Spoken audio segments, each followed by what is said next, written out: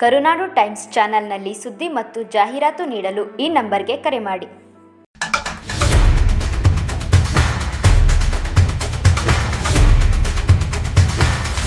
ತಾಲೂಕಿನ ಗೌಡಗೆರೆ ಗ್ರಾಮದ ಶ್ರೀ ಚಾಮುಂಡೇಶ್ವರಿ ಬಸಪ್ಪನವರ ಪುಣ್ಯಕ್ಷೇತ್ರದಲ್ಲಿ ವೈಭವದ ಲಕ್ಷ ದೀಪೋತ್ಸವ ಕಾರ್ಯಕ್ರಮವು ಗುರುವಾರದಂದು ಜರುಗಿತು. ಕ್ಷೇತ್ರದ ಪವಾಡ ಬಸಪ್ಪನವರ ಹುಟ್ಟು ಹಬ್ಬ ಹಾಗೂ ಕಾರ್ತಿಕ ಮಾಸದ ಅಮಾವಾಸ್ಯೆ ಪ್ರಯುಕ್ತ ನಡೆದ ಲಕ್ಷ ದೀಪೋತ್ಸವ ಕಾರ್ಯಕ್ರಮದಲ್ಲಿ ಸಹಸ್ರಾರು ಭಕ್ತರು ಭಾಗವಹಿಸುವ ಮೂಲಕ ಅದ್ದೂರಿ ಲಕ್ಷ ದೀಪೋತ್ಸವವನ್ನು ಕಣ್ತುಂಬಿಕೊಂಡರು. ಲಕ್ಷ ದೀಪೋತ್ಸವದ ಕಾರ್ಯಕ್ರಮದ ಪ್ರಯುಕ್ತ ಗುರುವಾರ ಬೆಳಿಗ್ಗೆಯಿಂದಲೇ ದೇವಸ್ಥಾನದಲ್ಲಿ ವಿವಿಧ ಧಾರ್ಮಿಕ ಕಾರ್ಯಕ್ರಮಗಳು ನಡೆದವು.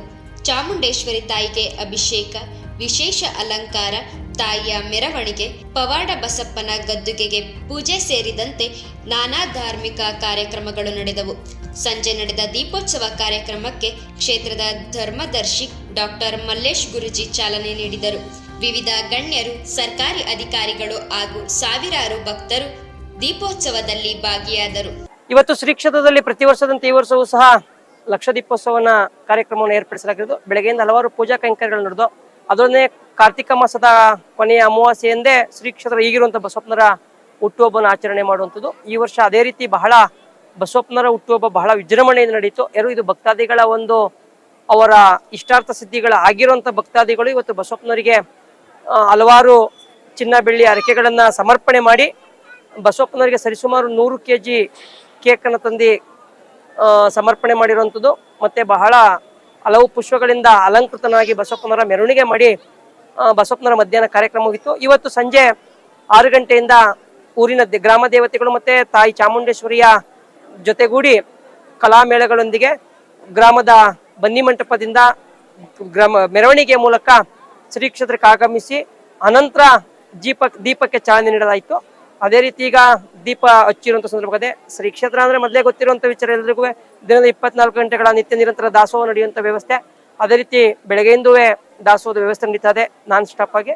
ಭಕ್ತಾದಿಗಳು ತಮ್ಮ ಇಷ್ಟಾನುಸಾರ ಬಂದು ಬೆಳಗ್ಗೆಯಿಂದ ಅವರ ಸೇವೆಗಳು ಮಾಡೋರೆ. ಈಗಲೂ ಸಹ ದೀಪ ಹಚ್ಚುವಂಥ ವ್ಯವಸ್ಥೆ ನಡೀತಾ ಇದೆ. ಇವಾಗ್ಲೂ ನೈಟ್ ಇವತ್ತು 12 ಗಂಟೆಗಿಂತೂ ದೇವಸ್ಥಾನ ಓಪನ್ ಇರಲಿಕ್ಕೆ ವ್ಯವಸ್ಥೆ ಮಾಡಲಾಗ್ತದೆ. ಯಾಕಂದ್ರೆ ಭಕ್ತರ ಸಂಖ್ಯೆ ಜಾಸ್ತಿ ಆಗಿರೋದ್ರಿಂದ ಈಗ 7 ಗಂಟೆ ಸರಿಸುಮಾರು 7 ಕಾಲಾಗಿದೆ. ಅದರಿಂದ ಇನ್ನೂ ಭಕ್ತಾದಿಗಳ ಬರುವಂತ ನಿರೀಕ್ಷೆ ಇದ್ದು 12 ಗಂಟೆಗಿಂತ ದೇವಸ್ಥಾನ ತೆರೆದಿರುತ್ತದೆ.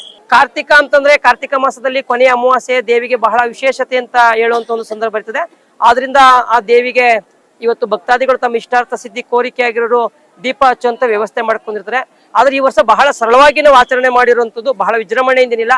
ಯಾಕೆಂದ್ರೆ 2027ನೇ ಇಸ್ವಿಗೆ ಶ್ರೀ ಕ್ಷೇತ್ರದಲ್ಲಿ ಮಹಾಮಸ್ತಾಭಿಷೇಕ 2ನೇ ವರ್ಷದ ಮಹಾಮಸ್ತಾಭಿಷೇಕ ನಡೆಯುವಂತ ಒಂದು ಉದ್ದೇಶ ಅದಕ್ಕೆ ಅಣಿಯಾಗ್ತಾ ಇರೋದ್ರಿಂದ ಶ್ರೀ ಕ್ಷೇತ್ರ ವಿಶ್ವದಲ್ಲೇ ಬಹಳ ವಿಜೃಂಭಣೆಯಿಂದ ನಡೆಯುವಂತ ಒಂದು ಮಹಾಮಸ್ತಾಭಿಷೇಕ. ಆದ್ರಿಂದ ಆ ಮಹಾಮಸ್ತಾಭಿಷೇಕ ಇವತ್ತು ಈ ವರ್ಷ ಶ್ರೀ ಕ್ಷೇತ್ರ ಬಹಳ ಸರಳವಾಗಿ ಲಕ್ಷ ದೀಪೋತ್ಸವ ಆಚರಣೆ ಮಾಡ್ತಾರೆ. ಅರ್ಕೆವತ್ತರು ಅಂದ್ರೆ ಅವ್ರಿಗೆ ಮದುವೆ ಆಗಿಲ್ಲ ಅಂತಂದ್ರೆ ಅವ್ರ ಇಷ್ಟಾರ್ಥ ಕೋರಿಕೆಗಳು ಈಡೇರ್ಲಿ ಅನ್ನೋ ಒಂದು ಉದ್ದೇಶದಿಂದ 51, 101, 11, 5, 1 ಈ ತರ ದೀಪಗಳ ಜೋಡಿ ದೀಪ ಹಚ್ತಾರೆ. ಎಷ್ಟೋ ಜನ ದಂಪತಿಗಳು ಈ ಕಾರ್ತಿಕ ಮಾಸದಲ್ಲಿ ಬಂದು ಅರ್ಕೆ ಕಟ್ಕೊಂಡಿರ್ತಾರೆ. ನಾನು ದೀಪ ಹಚ್ತೀನಿ, ಮುಂದಿನ ವರ್ಷ ಬಂದು ನಾನು ದೀಪ ಹಚ್ತೀನಿ, ನನಗೆ ಬೇಗ ಲಗ್ನ ಆಗಲಿ, ನಾನು ಜೋಡಿ ದೀಪ ಹಚ್ಚಿ ದಂಪತಿಗಳು ಬಂದಿ ಅಂತ ಅನ್ಕೊಂಡಿರ್ತಾರೆ. ಆ ರೀತಿ ಬಂದು ದೀಪ ಹಚ್ಚಿ ತಮ್ಮ ಅರ್ಕೆಗಳನ್ನ ಈಡೇರಿಸ್ಕೋಗ್ತಾರೆ.